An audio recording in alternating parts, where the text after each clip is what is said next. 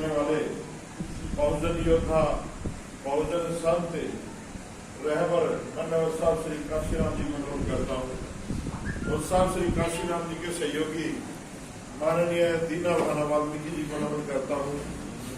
भगवान वाल्मीकि, रविदास जी महाराज, कबीर साहब, नामदेव साहब, सभी संत महापुरुषों को नमन करता हूँ।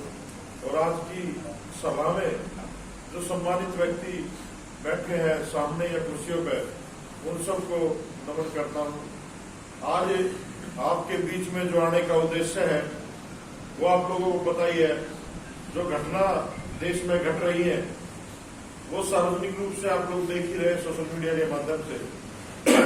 अभी अभी एक खबर आई है कि यूपी विधानसभा के सामने एक महिला ने अपना आत्मदाह कर दिया। तो यूपी में जो यूपी नहीं मतलब पूरे हरियाणा में भी और पूरे देश में ही जो ये राम राज्य है इसकी असलियत सामने आ रही है। यही राम राज्य था जब एक औरत का, एक नारी का नाक और कान काट दिए गए थे, है ना। यही राम राज्य है। इस राम राज्य में शंभु ऋषि को मार दिया गया था।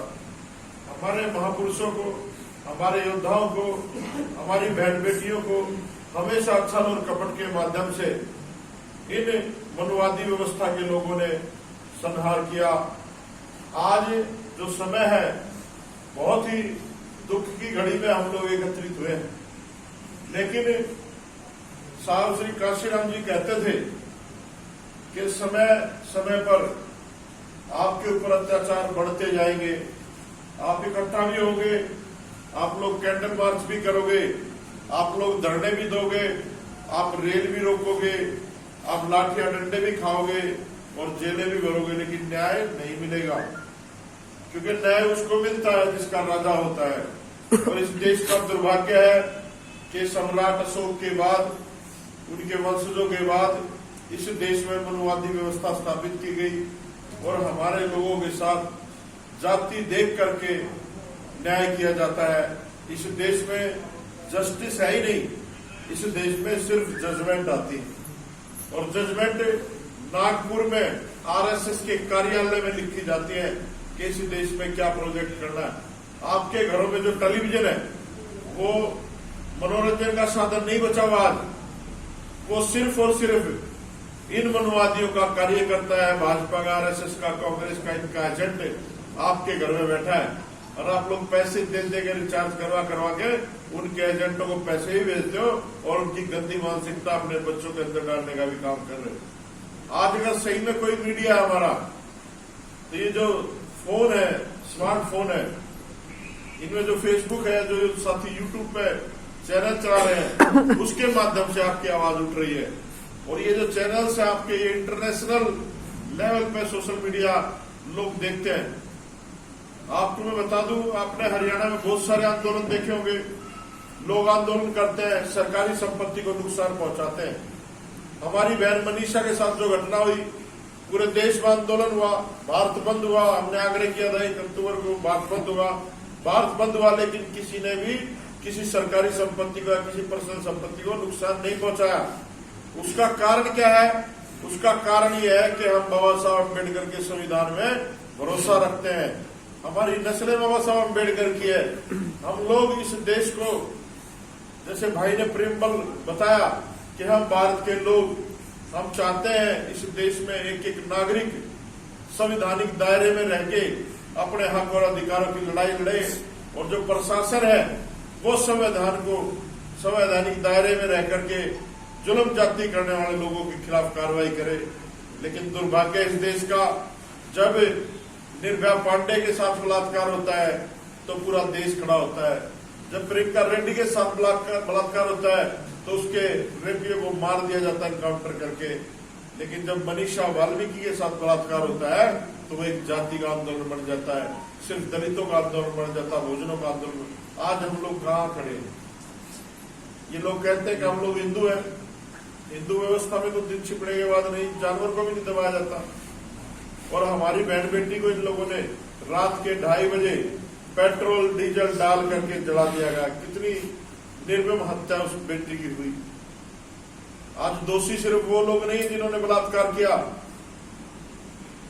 जो रात में 2:30 बजे इस देश के लोकतंत्र का बलात्कार हुआ, जो रात में 2:30 बजे इस देश के संविधान का बलात्कार हुआ, जो रात को 2:30 बजे इस देश की एक एक महिला का बलात्कार हुआ, जो देश में 2:30 बजे इस मनवादी सिस्टम ने पूरे बहुजन समाज का बलात्कार किया, वो समझ लें। आज समझने की जरूरत, आप लोग इकट्ठा होंगे।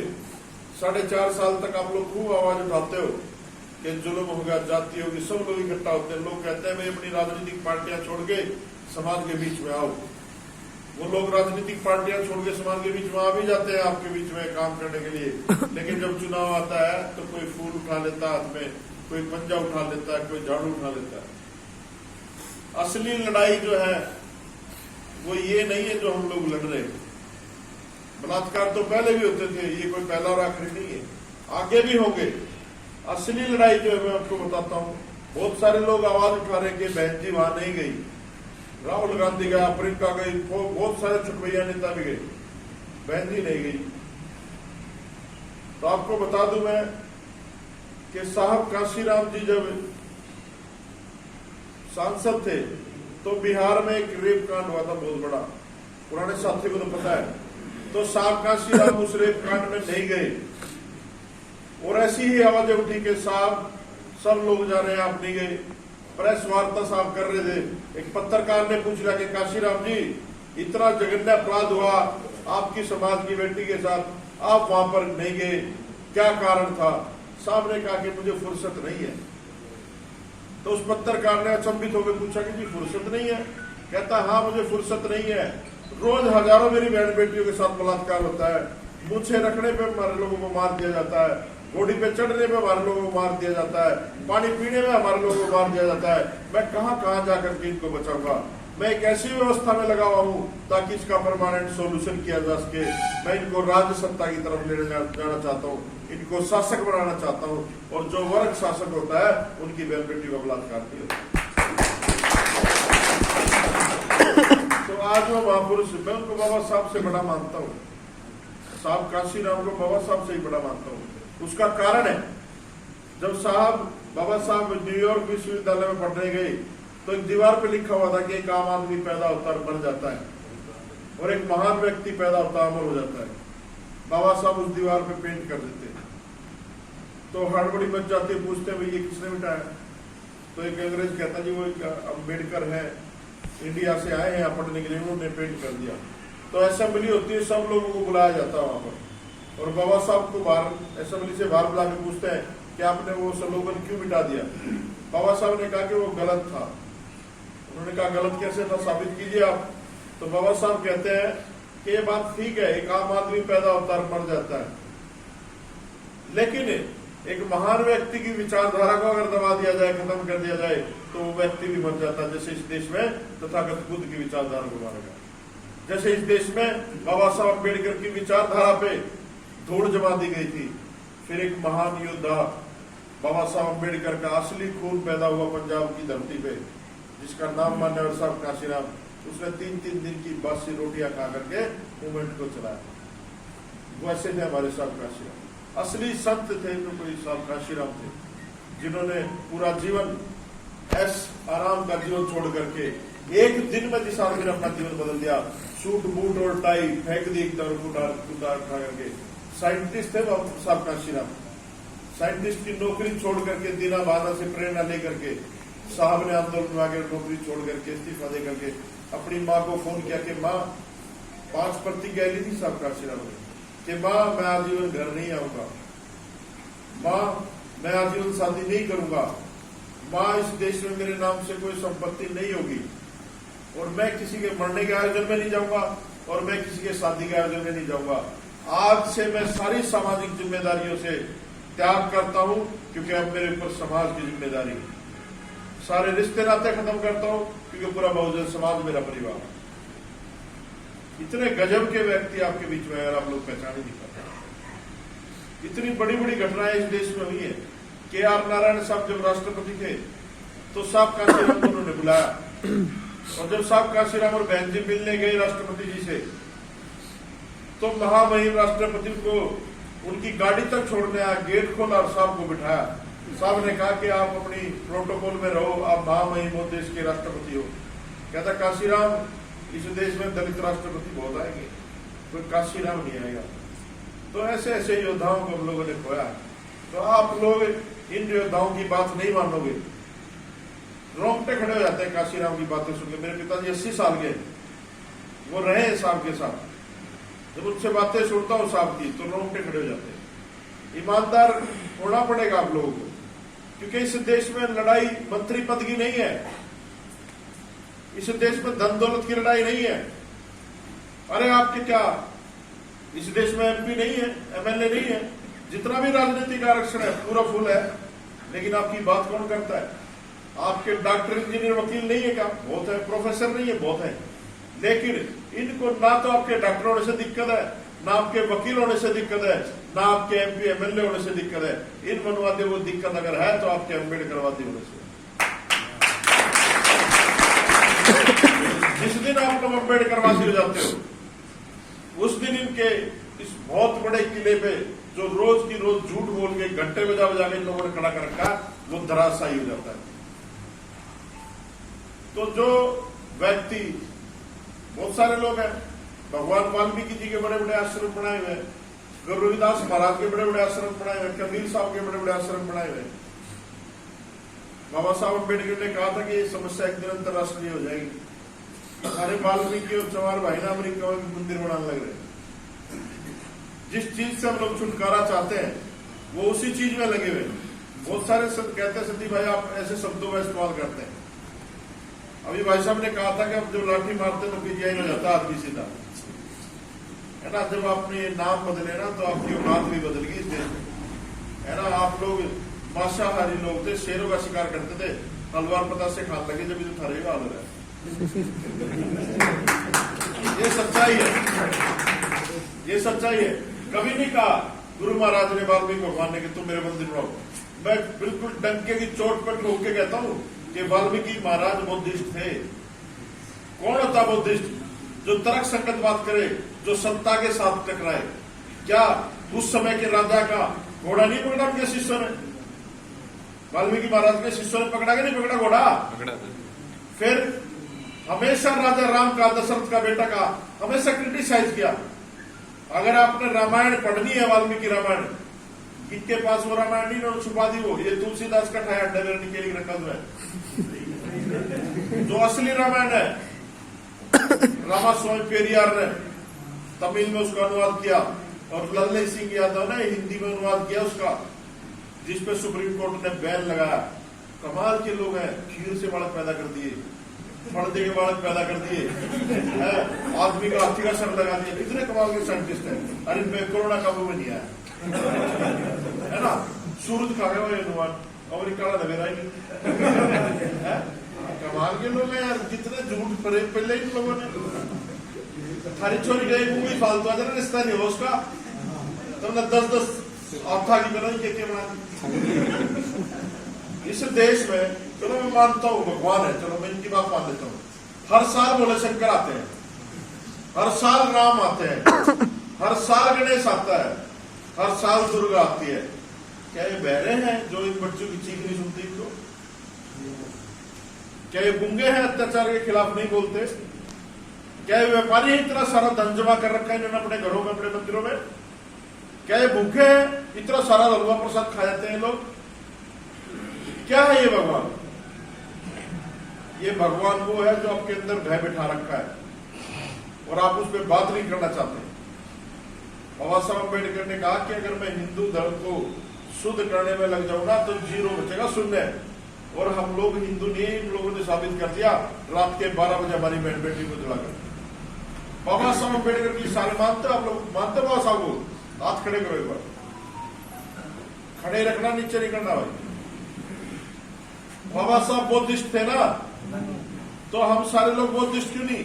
हमारे गुरु गुरु महाराज रविदास महाराज कहते थे, ऐसा चाहूं राज में जहां मिले समन को, छोट बड़ा सब बसे, रदास नहीं बसे। कर लो नीचे। कबीर साहब ने, कबीर साहब की कुटिया में से बकरी निकल के मंदिर में चली गई और वो आमिंगन कर दी, उसने पीट कर दी। तो पुजारी पकड़ के लाया कबीर साहब के पास, कह रहा कबीर साहब आपकी बकरी ने हमारा मंदिर भ्रष्ट कर दिया। कहता भाई जो बकरी है जानवर है, मैं तो नहीं गया कभी। तो जानवर जाते हैं।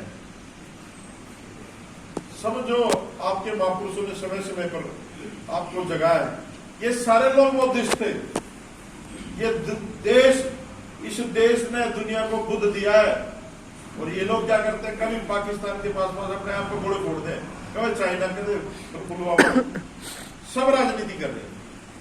तो आज समझने की जरूरत है, बहन मनीषा को अगर न्याय दिलाना आप लोगों ने, सारी मीडिया उल्टा दिखा रही, उनके परिवार को फंसाने का प्रयास कर रही है। जब हमें इस घटना का पता चला, सबसे पहले मैं और मेरे साथ कुछ साथी गए थे। 24 तारीख को हमने उस परिवार के सदस्यों को लेकर कलेक्ट्रेट का घेराव किया था, आप फेसबुक पे देख सकते हो।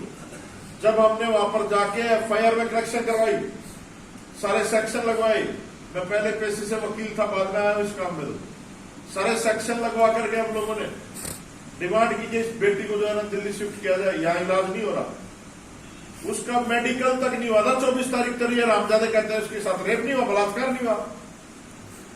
हाँ, एक बात ठीक कहते हैं, उसका बलात्कार ठाकुरों ने नहीं किया,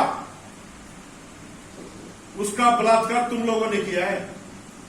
उसकी वजह पता है क्या है? तुम लोगों ने बलात्कारियों की सरकार बनाई वोट देकर। तुम लोग उसके जिम्मेदार, तुम लोग वोट देते हो रामजादव को, इनकी सरकार बनवाते हो, तो फिर ये क्या करेंगे? साथ काशी राम एक बात कहते थे कि भाई सबने अपनी अपनी बंदूक ले रखी है, एक कांग्रेस की बंदूक है, एक भाजपा की बंदूक है, और बहुत छोटी छोटी बंदूक लेके घूम रहे सब। और जब चुनाव आता है तो वोट रूपी जो गोलियां हैं तुम दुश्मनों की बंदूकों में डालते हो, और जब वो गोली चलाएंगे, बंदूक चलाएंगे, तो किसके लगेगी? थारे तो लगेगी। एक टूटी फूटी बंदूक थारते भी तो देखेंगे। इतने बड़े प्रदेश में 4-4 बार सरकार बना ली वहां के बहुजनों ने। और मुझे खुशी है, यहाँ पर बहुजन समाज मुझे दिखा, यहाँ धाड़क भी है, पासी भी है, सासी भी है, चमार भी है, वाल्मीकि भी है। ये समीकरण बनाने की जरूरत है पूरे देश में। हम लोगों को तोड़ा गया, हम लोगों को तोड़ा गया पूरे षड्यंत्र के माध्यम से। आज का समय अगर आप लोग इकट्ठा नहीं हुए तो बाबा साहब के संविधान की धज्जियां उड़ानी शुरू कर दी इन लोगों ने। ये धज्जियां ही उड़ाने पुलिस प्रशासन चला रहा बेटी। और हम लोग पूरे देश में ये छोटी छोटी पंचायतें कर रहे हैं, क्योंकि कम लोग नहीं है। और मैं जब तक मनीषा के हत्यारों को तो फांसी हो ही हो, लेकिन जिन चोरों ने हमारी बहन को रात में जलाया है उनके ऊपर भी मुकदमे दर्ज होने चाहिए। एट्रोसिटी एक्ट में 302 में 120B में। और उस प्रदेश के मुख्यमंत्री योगी का नार्को टेस्ट होना चाहिए, पता चल जाएगा सारा किस किस कौन कौन शामिल है। उल्टा हमारे लोगों का ही नार्को टेस्ट करवाने की बात करो, योगी का टेस्ट। और मैं तो कहता हूं देश के प्रधानमंत्री का नार्को टेस्ट होना चाहिए, जब वो जीत का था चुनाव झूठ बोल गए, पता चल जाएगा उसकी नीयत क्या है। कहता ना लोग, मैं इस देश का चौकीदार हूं, मैं देश नहीं बिकने दूंगा, मैं देश नहीं झुकने दूंगा, सारा देश बेच दिया। ये देश इनका नहीं है, ये आप लोग इस देश के मूल निवासी शासक वर्ग हुआ, ये आप लोगों का देश है। बाबा साहब अम्बेडकर से एक पत्रकार ने पूछा था कि अगर कभी आर्थिक मंदी आई इंडिया में तो ये देश बर्बाद हो जाएगा। बाबा साहब ने कहा इंडिया कभी बर्बाद नहीं हो सकता। पत्रकार ने पूछा क्यों नहीं हो सकता? बाबा साहब ने कहा कि किसी भी कंट्री में चले जाओ, वहां पर एक व्यवस्था मिलती है आपको, संगठित अर्थव्यवस्था, ऑर्गेनाइज सेक्टर। लेकिन भारत एक ऐसा देश है जिसमें दो अर्थव्यवस्था, एक तो संगठित अर्थव्यवस्था और एक असंगठित अर्थव्यवस्था, जिसमें छोटा किसान, मजदूर, दुकानदार ये लोग आते हैं।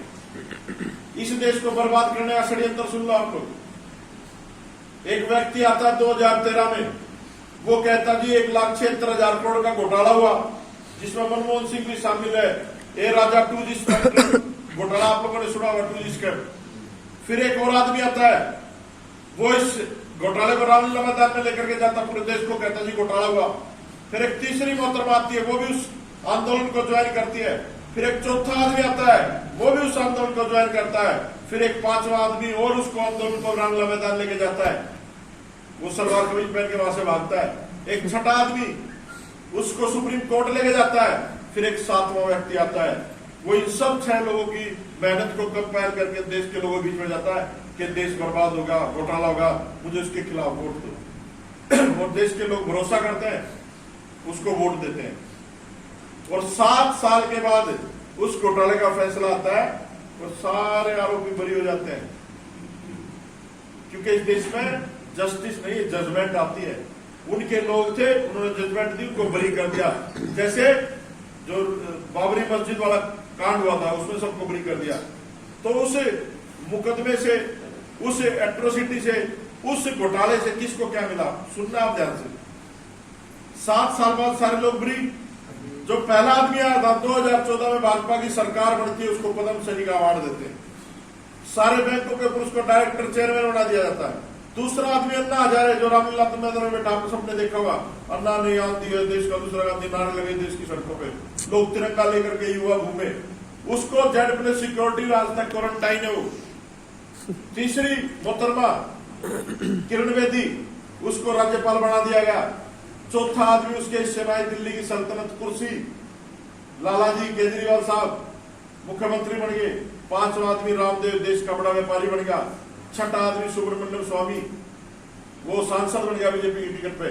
और 7वां आदमी इस देश का प्रधानमंत्री मोदी बन गया। और देश को कैसे बर्बाद किया सुन लो। सबसे गंदा फैसला इनका, इन्होंने बिना सोचे समझे इस देश के छोटे व्यापारी के ऊपर जीएसटी लागू किया, सब बर्बाद कर दिए। दूसरा सबसे घटिया फैसला इनको, रात के 8 बजे नोटबंदी कर दी। जो बहन बेटियां रसोइयों में अपने आटे के डिब्बे में 2-4 रुपये छुपा कर रख लेती थी पूरे समय के लिए, सबके पैसे बाहर आ गए, जिसके नहीं आए वो खराब हो गए। तीसरा सबसे खतरनाक फैसला इस देश का, इस दुनिया का, इतिहास का, कोरोना लगा दिया गया। पूरी दुनिया में एक जैसे लोग हैं, सत्ता में कोरोना कुछ नहीं है। बता दो किसी का रिश्तेदार मरा तो कोई एक भी, कोई नहीं मरा। अमित शाह देख लो, सारी बीमारियां ठीक हो गया, अमिताभ बच्चन कितना बुढ़ा ठीक हो गया। लेकिन ये षड्यंत्र है इस देश के संविधान को निपटाने के लिए। सारे फैसले भी कोरोना में लिए जा रहे हैं ताकि इनके लोग इकट्ठा ना, ताकि लोग सड़कों पे ना आए। आज किसान परेशान, आज बहुजन समाज का हर व्यक्ति परेशान। तो आप लोगों को समझना पड़ेगा, अगर बहन मनीषा को न्याय दिलाना है तो मैं सारी जगह नहीं आ पाऊंगा। आप लोगों को अपने लेवल पे बहुत अच्छे वक्ता, मेरे से बहुत अच्छे बोलने वाले, मेरे से सीनियर है, इन लोगों की वजह से हमारे अंदर मूवमेंट आया है। तो आप लोगों को अपने अपने छोटे छोटे मोहल्लों में जाना पड़ेगा, लोगों को समझाना पड़ेगा। जब तक बहन मनीषा को न्याय नहीं मिलेगा, ये लड़ाई आखिर तक चलती रहेगी। और हम लोगों को संकल्प लेना पड़ेगा, और आप लोग हाथ खड़े करके मेरा समर्थन करो और संकल्प लो कि हम लोग हिंदू नहीं है। आप लोग आवाज लगाओ, तेज आवाज लगाओ, हम हिंदू नहीं है, हम हिंदू